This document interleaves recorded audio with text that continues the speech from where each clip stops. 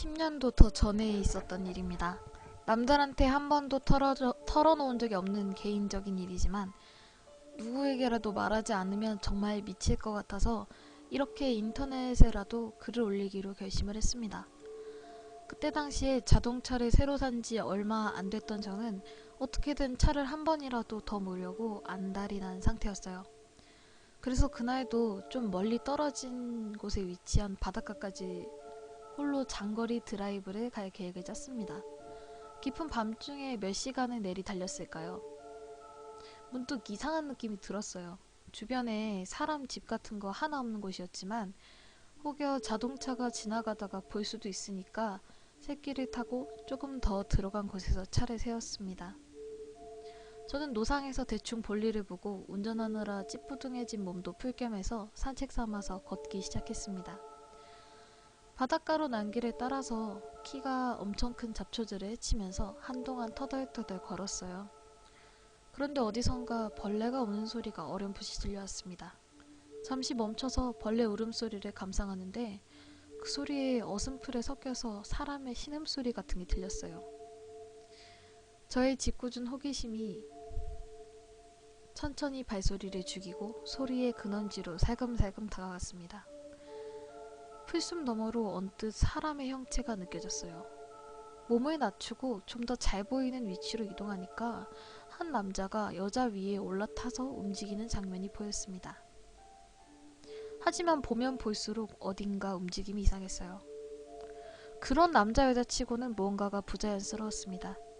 의문이 가득한 눈으로 지켜보던 저는 말도 안 되는 사실을 깨달았어요. 남자는 손에 식칼을 쥐고 여자의 목을 반복해서 찌르고 있었습니다. 칼의 움직임에 맞춰 여자의 입에서는 이상한 소리가 흘러나왔어요. 전 다리에 힘이 풀려서 주저앉은 채로 그저 그 장면을 바라봤습니다. 여자는 손을 휘저으면서 반항을 하려고 애썼습니다. 하지만 허공에 흔들리는 힘이 들어가지 않는 손끝은 저항을 무의미하게 했습니다.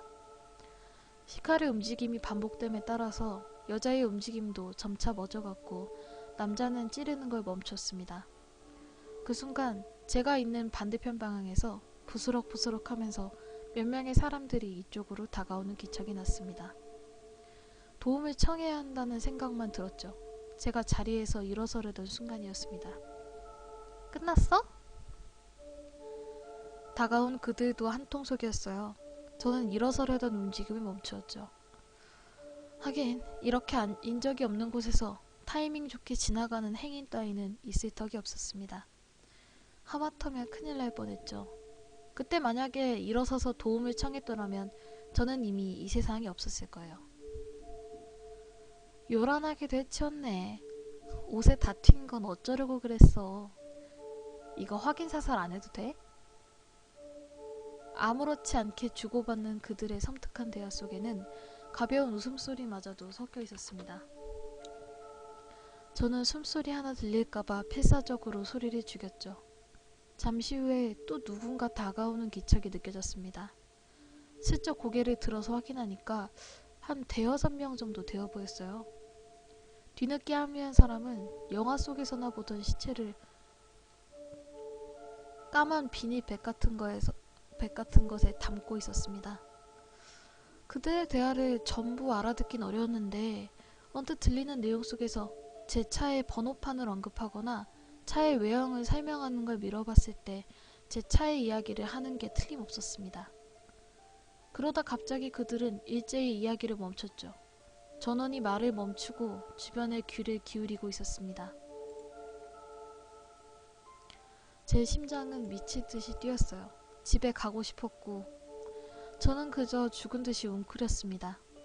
한참을 주변을 살피던 그들은 주섬주섬 시체를 수습하더니 가지고 온 까만 백 속에 넣었습니다. 지퍼 올라가는 소리, 물 쏟아지는 소리가 들리더니 갑자기 불쾌한 오물 냄새가 강렬하게 퍼졌습니다. 슬쩍 고개를 들어보니까 그들은 시체를 들고 다들 어디론가로 이동하고 있었습니다.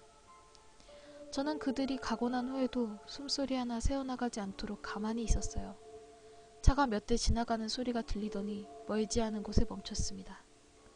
그곳은 바로 제 차가 있는 곳이었죠. 차문을 여닫는 소리가 들리는 순간 반사적으로 몸을 일으켰습니다. 저는 최대한 차를 세운 곳에서 멀어지고자 바다 방향으로 필사적으로 뛰었어요. 좁은 백사장을 가로질러서 또 다른 풀숲으로 뛰어들어가 몸을 납작하게 엎드렸습니다. 핸드폰이나 지갑 전부 차에 두고 왔어요. 그들이 만약에 창문을 깨고 수색이라도 하려면 제 개인정보를 다 알게 될 거라는 생각을 하니까 미칠 것만 같았죠. 하지만 일단은 날이 밝을 때까지 움직이지 않기로 했어요. 몇 시간이나 흘렀을까요? 주변이 밝아지기 시작하면서 낚시를 하려는 사람이 하나둘 눈에 띄었지만 전 아직 경계를 늦출 수가 없었어요. 아예 환해지고 난 후에 애완견과 산책하는 사람들이 백사장을 덮을 쯤에 저는 혼잡을 틈타서 산책하는 척 겨우 풀숲을 빠져나왔습니다. 한참을 백사장을 어슬렁대다가 슬그머니 차를 세워둔 곳으로 가봤어요. 어제 본 살인 현장엔 물론 쳐다보는 신용도 안 했어요. 제 차 뒤편에 빨간 차 한 대가 주차되어 있긴 했지만 어제 그 사람들 차는 아닌 것 같았어요. 제 차 역시 딱히 깨지거나 부서진 곳 없이 멀쩡해 보였어요. 아니 그냥 그땐 그렇다고 생각을 했죠. 그래도 만전을 기하고 싶던 저는 걷던 그대로 차를 세워둔 곳을 지나쳐 몇 킬로 떨어진 곳에 위치한 여관지역까지 걸었습니다. 그곳에서 시간 좀 죽이다가 다시 차 가까이에 있는 해변으로 가서 수상한 인물이 있는지 확인하고 겨우 차에 올랐습니다. 시동을 걸고 긴급하게 출발시켜서 엄청난 스피드로 도망갔죠. 고속도로에 들어서고 나서야 마음이 놓였습니다. 전 일단 휴게소에 들러서 물을 사 마셨어요. 경찰에 연락을 할 건가 고민이 됐지만 겁이 나서 용기가 나지 않았습니다. 고민에 빠져서 차를 타러 돌아왔다가 저는 그걸 보았습니다. 아까 탈 땐 몰랐는데 조수석 문에 30cm 정도의 길이로 칼로 긁은 듯한 자국이 남아 있었어요. 그걸 본 저는 경찰에 신고하는 걸 포기했습니다. 집에는 무사하게 도착을 했는데요. 그날 이후로 차를 일절 타지 않게 돼서 그 차는 팔았습니다. 몇 년 후에 전근을 해서 먼 곳으로 이사 왔기 때문에 그 해변에 갈 일은 앞으로도 절대 없을 거예요.